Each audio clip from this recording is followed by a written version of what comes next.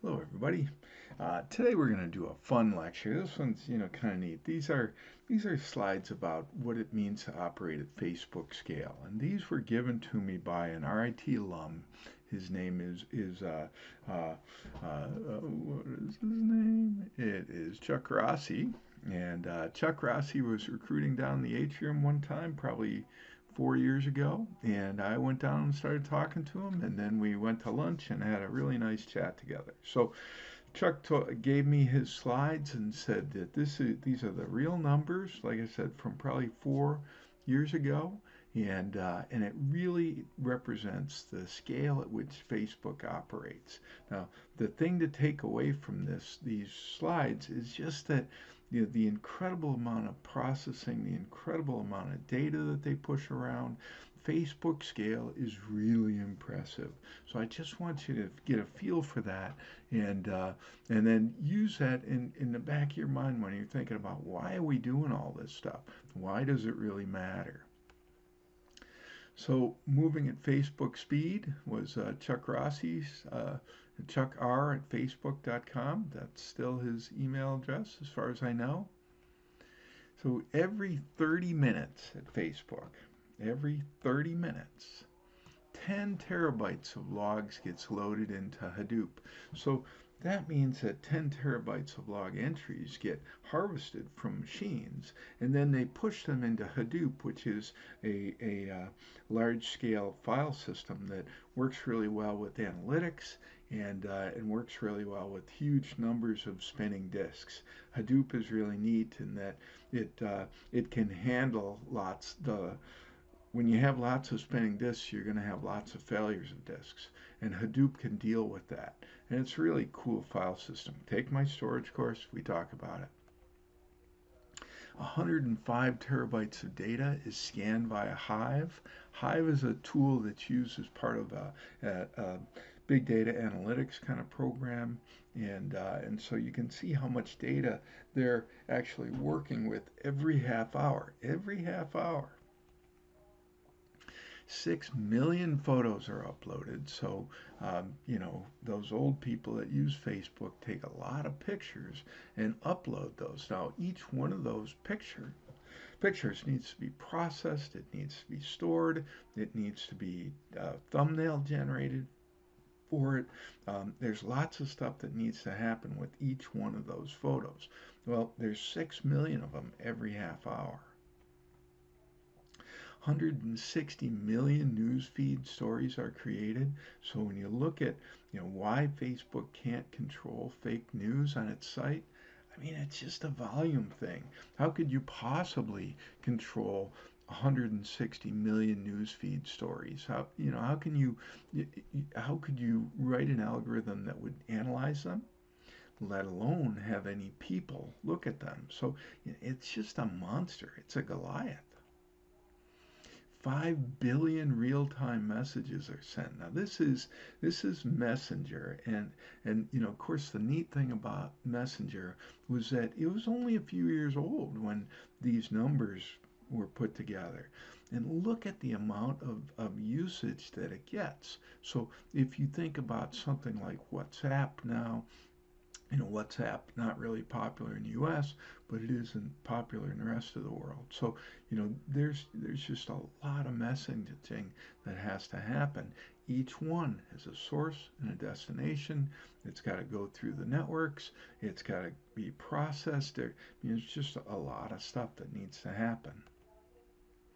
10 billion profile pics are served. So, when someone goes to their Facebook page and you see all those little profile pics along the side of all the messages, that's what these are.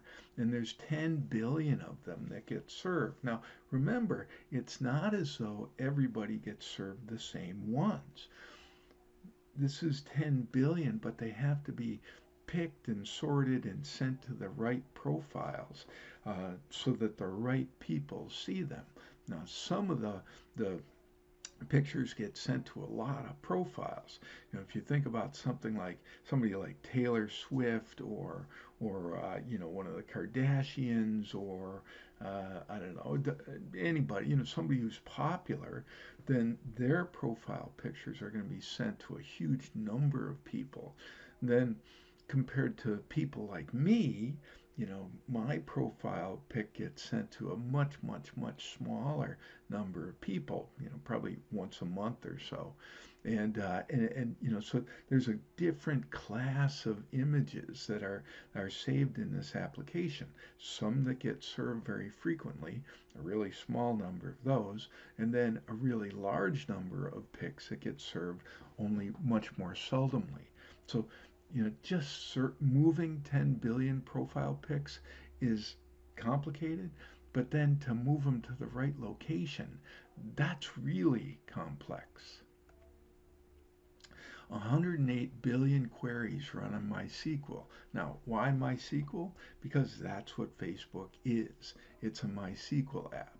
And it's popular. So, 108 billion queries get run on this. Just shows that it's popular, it's used, it's a database. That's all it is, with a fancy front end on it.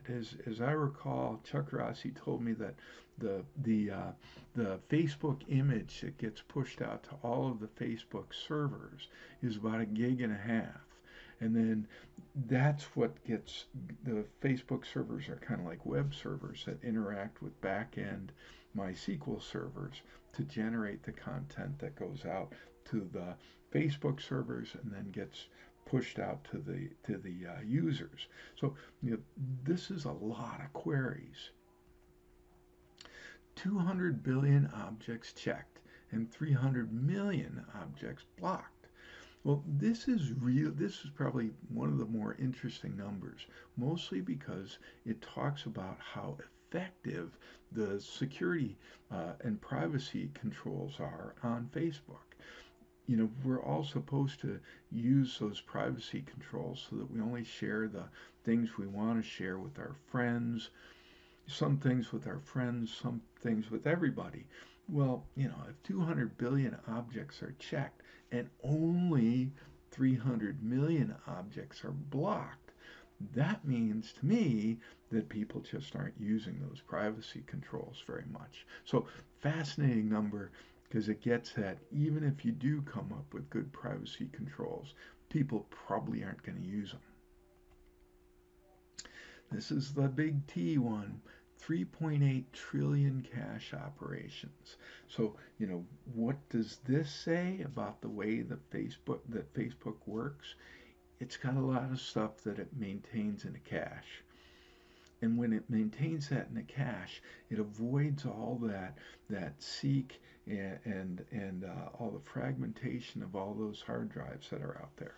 And by storing a lot of it in cache memory, it's a lot faster, it's a lot more efficient because you don't have to spin those drives as much, and it makes it so that you can push content out to lots of different people.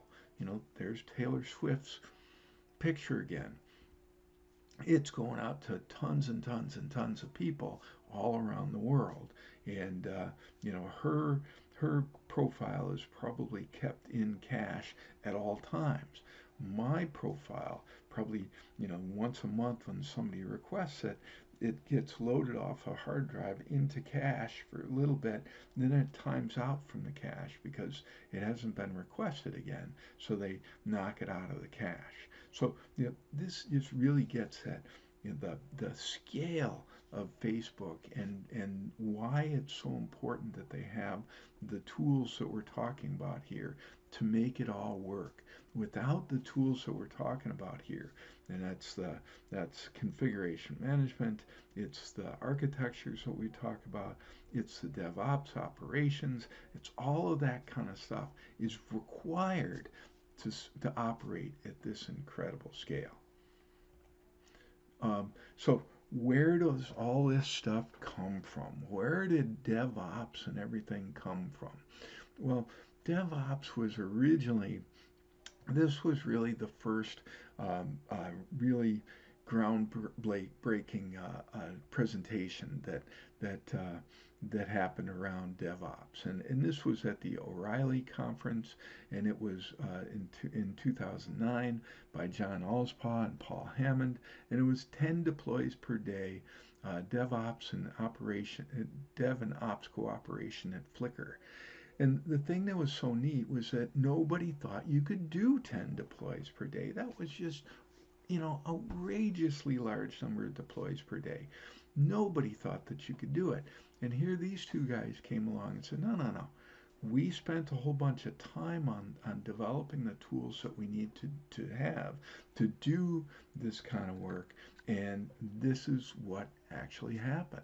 And so if you want to see the start of the whole DevOps movement, it's this video. And it's really interesting. Still out there. Take a look at it if you want to. Pretty cool. This is another Ben Rockwood, I'm sorry, is another really interesting guy in the whole DevOps movement. He was at Joyent at that point. I've forgotten where he is now, but in this presentation at Usenix, which is real professionals get together at this conference. He talks about how DevOps is a lot like business processes and the way that businesses work. We're not new. We're not the first ones to run into these problems of scale and the problems of work in process and all this kind of stuff. It's been, business people have been doing it for a long time, particularly in things like manufacturing. And so, Ben Rockwood in this video goes through and says, these are the founders of the technologies and the ideas that we're using, but they came to it from business and manufacturing. Great video, really useful to watch. This is an interesting novel. It's a story. It's got characters that have backstories, all that kind of stuff, and it's a really it was derived from a book that came out in 1993 that was called The Goal. And the book, The Goal, was about a manufacturing plant and how this guy was, put in charge of running this plant, and they were going to shut the plant down if he didn't get his efficiencies up, and blah blah blah blah blah. Well, Gene Kim and Kevin Bear and a couple other people put this book together, and they took that same premise and said, let's write about the way enterprise computing works and the way DevOps can make things better in enterprise computing. And let's turn it into a story so that people can understand it from the perspective of a story. And so this one's worth reading too. Very interesting. This was one of the original books that came out around DevOps, and particularly around this idea of continuous delivery, which is part of the whole DevOps thing, and pretty cool stuff. And then this one is probably the one that put it onto the map and made it so that people could understand what was going on. Written, of course, by Gene Kim, Patrick Dubois, and a couple other people. This one was really cool and really set the world on fire and made it so people could understand the background for this DevOps stuff. DevOps is not about tools. It's not about technologies. It's mostly about culture that says we can, in this culture, we can do a better job, and we can spend time to create the tools that we need to make it so that our job is doable. And so this one's, if you get into the DevOps world, you're going to end up reading this book sometime because everybody else has. You better too.